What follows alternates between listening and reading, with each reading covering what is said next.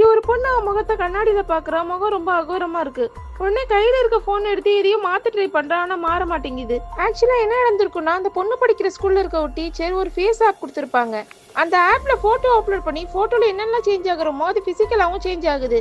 அதே நேரத்துல நம்மளோட நாலேஜை வித்து தான் அந்த அழகை வாங்குற மாதிரி அதுல செட் பண்ணிருப்பாங்க. இங்க லில்லின்னு ஒரு பொண்ணு அவங்க ஸ்கூல்லயே அவ தான் ரொம்ப டாப் ஸ்டூடெண்டா இருப்பா. அவ கையில அந்த ஆப் வரப்போ அவளோட பியூட்டியை சேஞ்ச் பண்றதுக்காக அவ நாலேஜை கொஞ்சம் கொஞ்சமா விற்க ஆரம்பிக்கிறா. அவ காலேஜ்ல ரொம்ப நாளா ஒரு பையனை சைட் அடிச்சிட்டு இருப்பா.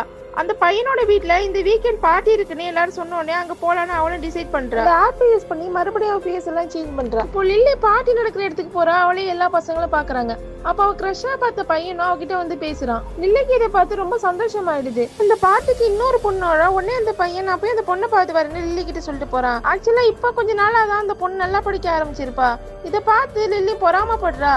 உடனே அந்த ஆப் யூஸ் பண்ணி அவ ஃபேஸை இன்னும் கொஞ்சம் சேஞ்ச் பண்ணலாம் ட்ரை பண்றா. ஆனா அவங்க முகம் திடீர்னு ரொம்ப விகாரமா மாறிடுது. அந்த ஆப்பை எவ்வளவு முறை சேஞ்ச் பண்ணாலும் ஃபேஸ் சேஞ்ச் ஆக மாட்டேங்குது. உடனே அங்க அவளுக்கு ரொம்ப அசிங்கமாயிடுது. அங்கிருந்து அவ கிளம்பி அந்த டீச்சர் வீட்டுக்கு போயிடுறா. டீச்சரோட வீட்டுல கீழே யாரும் இல்லைன்னு மேல போய் பாக்கலான்னு பாக்குறா. அங்க நிறைய பொண்ணுங்க கண்ணாடியில அடைச்சு வச்ச மாதிரி இருக்காங்க. அவளோட பழைய ஃபேஸும் அங்கதான் அடைஞ்சிருக்க மாதிரி இருக்கு. இல்ல இதெல்லாம் என்னன்னு கேக்குறப்போ அப்பதான் அந்த டீச்சர் உண்மையெல்லாம் சொல்லுவா. ஆக்சுவலா ஒரு டீச்சரே கிடையாது, ஒரு சூனியக்காரியா இருப்பா. இந்த மாதிரி சின்ன பொண்ணுங்க கிட்ட நீங்க அழகா மாறுங்கிற ஆப்பை யூஸ் பண்ணி அவங்களோட அறிவெல்லாம் கொஞ்சம் கொஞ்சமா திருடுவா. அந்த மாதிரி திருடின அறிவெல்லாம் ஒரு கண்ணாடில அடைச்சு வச்சிருப்பா. அப்பதான் அவன் ஆயுள் முழுக்க அழகாவும் அறிவாவும் வாழ முடியும்னு. இது கேட்டது லில்லி அவளோட அறிவை அடைச்சு வச்சிருக்க கண்ணாடியை வேகமா குத்துறா. அப்ப அந்த சூனியக்காரோட நெத்திலையும் ஒரு கிராக் வர்றத பாக்குறா. ஒன்னு லில்லி அங்க இருக்க எல்லா கண்ணாடியும் உடைக்கிறா.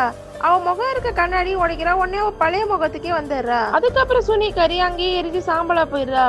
அடுத்த நாள் லில்லி ஸ்கூல்ல போய் அவ ஃப்ரெண்டு கிட்ட நடந்த எல்லா விஷயத்தையும் சொல்லி சாரி கேட்டு அவ கூட மறுபடியும் சேர்ந்துடுறா. ஆக்சுவலா கடைசியா தான் லில்லிக்கு புரிய வருது இந்த உலகத்துல அழகா இருக்கிறத விட அறிவா இருக்கிறது ரொம்ப முக்கியங்கிறது. நீங்க எப்போ அழகா இருக்கணும்னு நினைக்கிறீங்களா இல்ல அறிவா இருக்கணும்னு நினைக்கிறீங்களான்னு ஒரு கமெண்ட் பண்ணிட்டு போங்க.